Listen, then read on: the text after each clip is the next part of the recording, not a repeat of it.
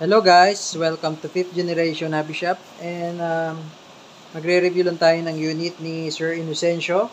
Sir, shoutout po sa inyo. So ito na po ang inyong unit na Crossman Phantom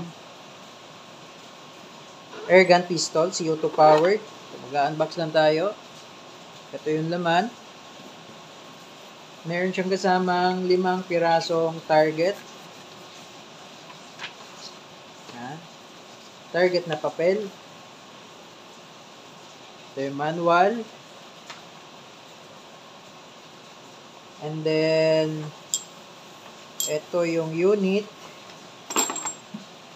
Crossman Phantom P10C.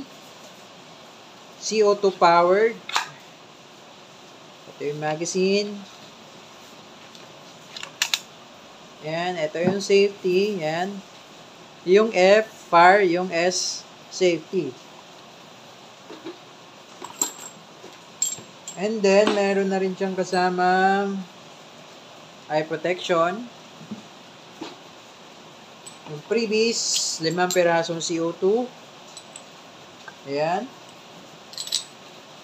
At yung Steel BBs.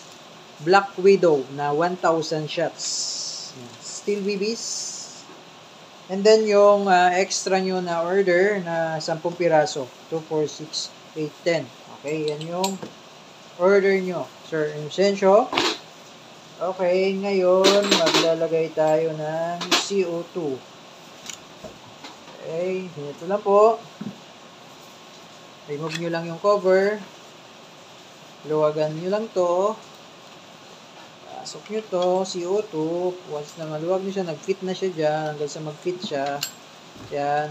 Pag nag-fit na siya, pigilan nyo yung CO2. Yan, pigilan nyo. And then, kailangan mabilis yung paghigpit nyo dito. Yan, kailangan mabilis. Kasi pag medyo mabagal po at nabutas na yan dyan, pwedeng lumabas na yung pressure. Pag medyo mabagal yung higpit, maluwag pa siya, lalabas yung pressure. So, tataka kayo ba't parang may singaw. So, yun guys, yung kasi, mabagal yung paghigpit. So, hindi pa siya mahigpit na mahigpit. Okay, so ayan, mahigpit na siya. Saktong higpit lang po, huwag naman yung sobrang higpit. Okay? Ayan, and then, ito yung magazine. Ito yung Steel BBs na 4.5 mm. Okay? Bulita siya na maliliit. Sa airsoft, malalaki pero plastic. Yan. Magaan. Ito bulitas, magbibigat na maliliit. Okay. Ito lang, papasok mo lang siya dyan. 2, 4, 5. Lagyan ko lang ng 5 piraso. So, testing lang naman. And then, pasok ng magazine. Then, lagay muna natin sa safe. Yan, naka-safe muna kasi for safety. Hindi na po ito kinakasa, no? Then, this is polymer slide, polymer frame, polymer body. Pwede mo rin siyang lagyan ng flashlight. Okay? So, ngayon, magte-test fire na tayo. Okay, Sir Inocencio, ito yung unit. Crossman Phantom P10C.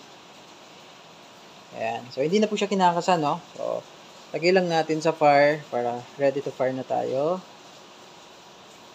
Ayan, medyo matigas pag bago kasi. Ayan. Yun. Okay. So, lagay ko na siya sa fire. Then, ready to fire.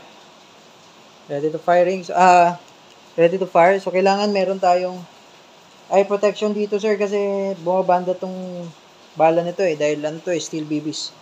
Okay? Ready to fire. Firing. Firing.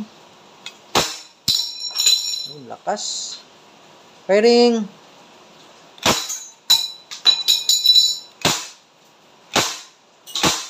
Oh, grabe, lakas. Okay, so, yun po.